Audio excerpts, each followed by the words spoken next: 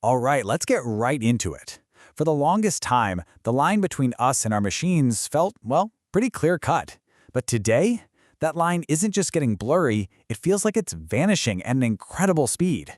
We're developing technology that can literally help our brain solve impossible problems, and at the exact same time, we're building systems that can fundamentally change the way we think.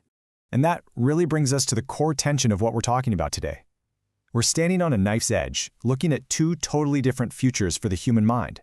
And the technology we're building right now, it's pushing us in both directions at once. So it all boils down to this one huge question. Are the tools we're building meant to enhance our own intelligence, or are we creating systems that are designed to hack our attention for their own purposes? It's really the defining conflict of our time: augmentation versus hijacking. On the one hand, you've got this incredible promise, right? AI that can supercharge how humans solve problems, and brain-computer interfaces that could give people with paralysis their lives back. But then, you flip the coin, and on the other side, there's a really significant risk. Algorithms that are designed to exploit our deepest psychological biases to shape our social reality. This is the central conflict we really need to get our heads around. So let's start with the promise, the good stuff. How exactly are we upgrading the human mind? Well, one of the most exciting areas is using artificial intelligence not just to answer our questions, but to discover entirely new ways of solving our most complex problems. I mean, think about it. Modern life has created problems that are just insanely complex. We're talking about optimizing an entire city's smart grid or scheduling everything on a massive manufacturing floor. These challenges have become so complicated that our traditional, human-designed solutions just can't keep up anymore. And this is where a really breakthrough idea comes into play: automatic heuristic design. Now, a heuristic is just a fancy word for a mental shortcut, a rule of thumb for solving a problem. What's so revolutionary here is that we're using AI to automatically invent new strategies. So instead of just following our rules, the AI is discovering its own creative shortcuts, pathways we would never have found on our own. So how does it actually work? Well, it's kind of like a fascinating three-step dance. First, a large language model just brainstorms ideas, not just code, but the thinking behind the code. Then, a refinement engine comes in and polishes those ideas, tuning them to get the best possible performance. And finally, a memory system looks at what's worked before to guide the AI, so it gets better and better over time. And the result of all this is, well, it's absolutely profound.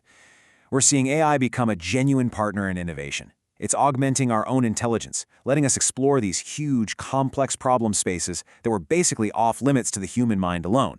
Okay, so that's augmenting our problem solving. But what if we go a step further? What if we move from software that helps our minds to hardware that can actually read our minds? You know, Elon Musk's analogy for Neuralink just makes this whole thing click.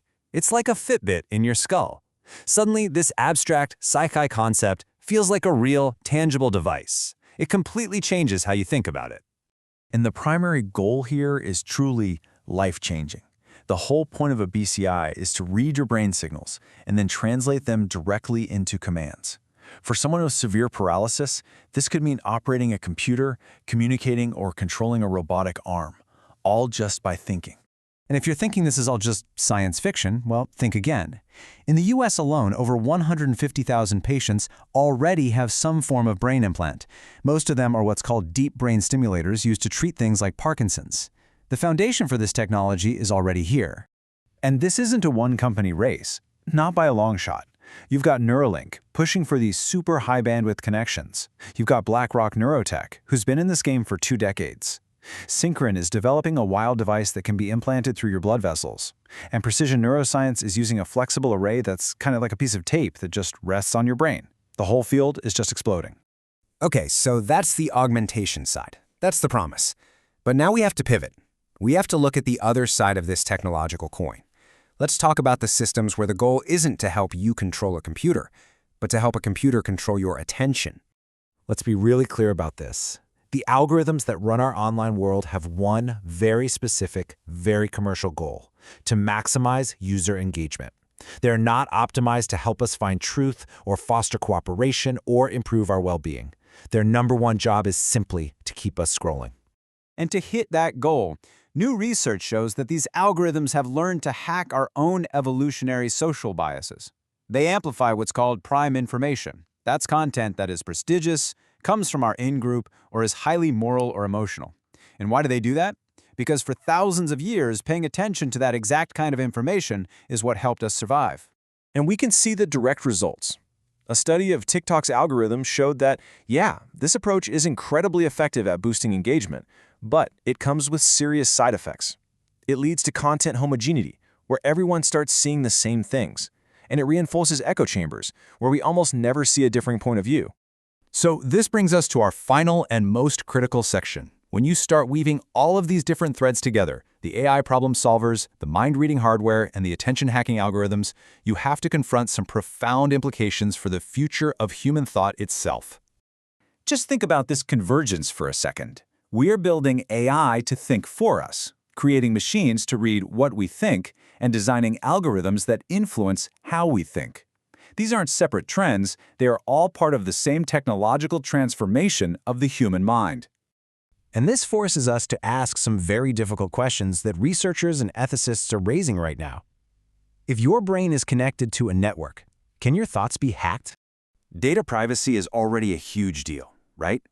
But what happens when the data isn't just what you click on, but the neural signals coming directly from your brain? Who owns that data, and who gets to see it?